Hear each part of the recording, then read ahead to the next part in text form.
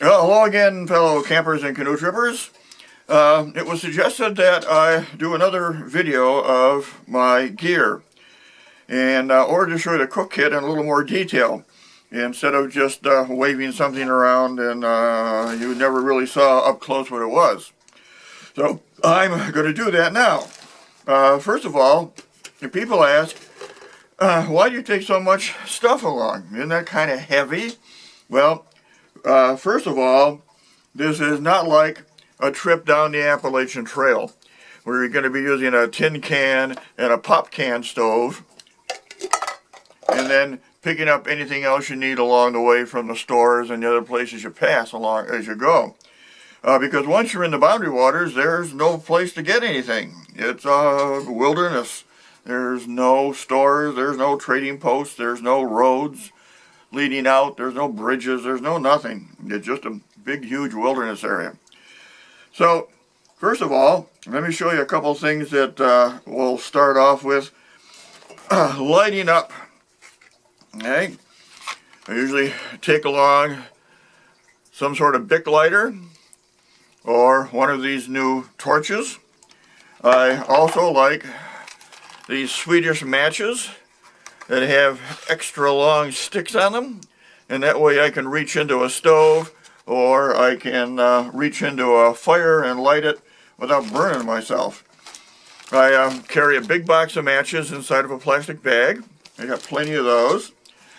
I also carry along some matches in a waterproof plastic container, and you'll notice I have all the matches arranged so it's the wooden end of the stick out and not the head. That way if I reach in and grab them with a damp finger, I'm not getting any wet on the head.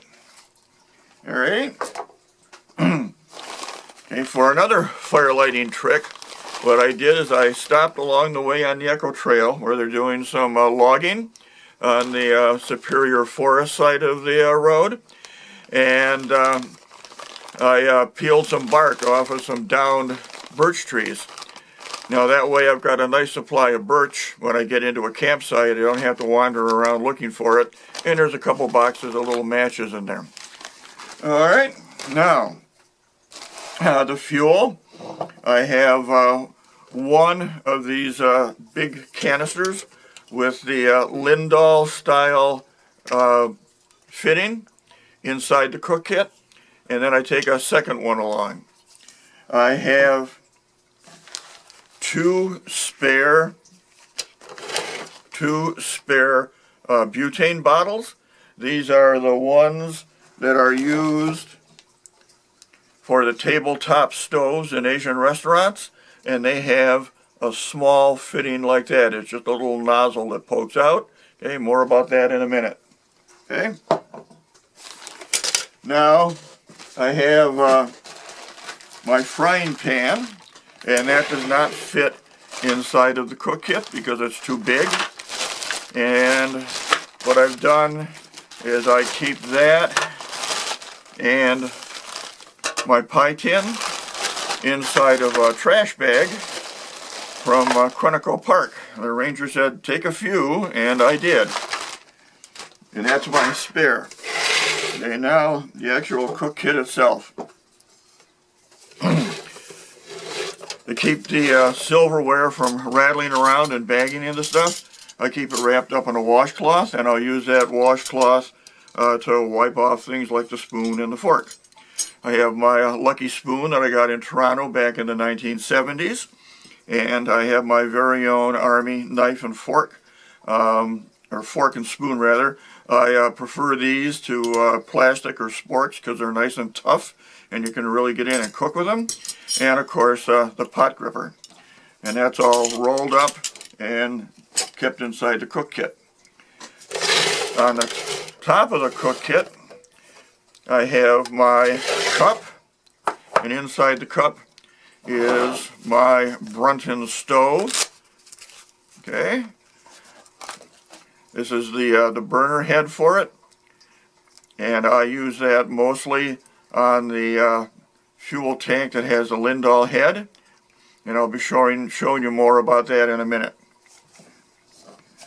That rides inside my large plastic coffee cup that I cut the bottom of the handle off. So it fits inside of a Sve 123 pot. And let me show you where that came from and how that works. This is the Sve 123 stove. I used this on canoe trips for years before I went to using a peak stove.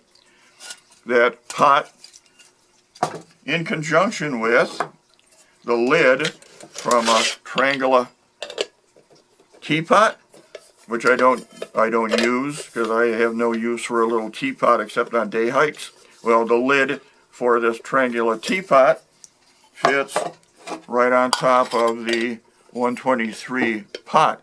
So now I have a place to make to rehydrate my minute rice, and I also put my dried tomato and my dried onion in there, and that all rehydrates in there. And with that lid on, it can sit in a warm spot while I get the rest of the dried eggs and bacon ready. Okay. Okay. Next are the a good windbreaker. Okay. Now, even though it does fold out to be round, I really don't put it around the stove. I usually use it like that.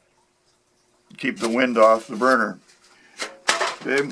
I also have along a round piece of the same thing, and the stove goes on top of that in order to keep the canister warm, and the warm canister, of course, makes everything burn better and more efficiently, and that goes on there just like that. Okay. Okay, now also tucked inside of there is a scrubber. Okay, now the main bit of the cook kit is this Coleman square container. It's used for the peak stove, but inside of it I have the first gas cartridge that I'll use, and the large burner that I just got. This replaces a smaller burner. The idea behind this one is that I'll have enough space around there to have a soft burn, and I won't get that hot spot on the bottom of the pots that burns the rice and the oatmeal and that sort of thing. Okay? More about that in a second. And, of course, my trusty old, had it since the 1980s, 3-quart billy. Now, that's large, but I can scoop a lot of water out of the lake, carry it up to the camp, and I also use it for my bucket baths at night. Okay, now, inside my apron, which you saw before, I carry a couple stoves. Yeah, I know, I'm really stoved out. I have this.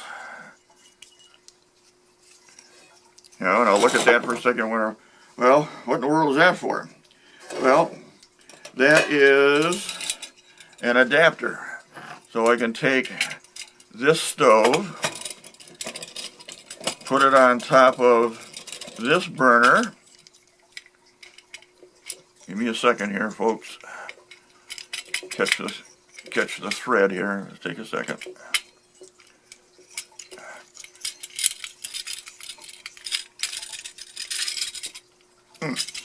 Okay, and instead of using the stove on this kind of cartridge, I can use the stove on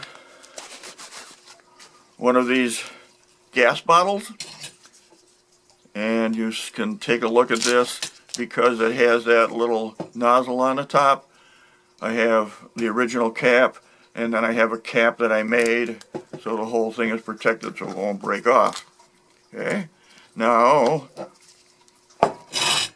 what I can do is I have one of these butane bottles from the Asian stove, and it fits into here.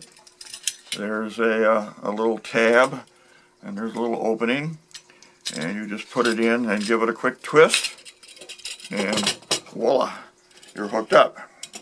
Okay. Now, I've never used this style stove. That'll be a first for this year, but as you can see, it gives a nice wide open flame.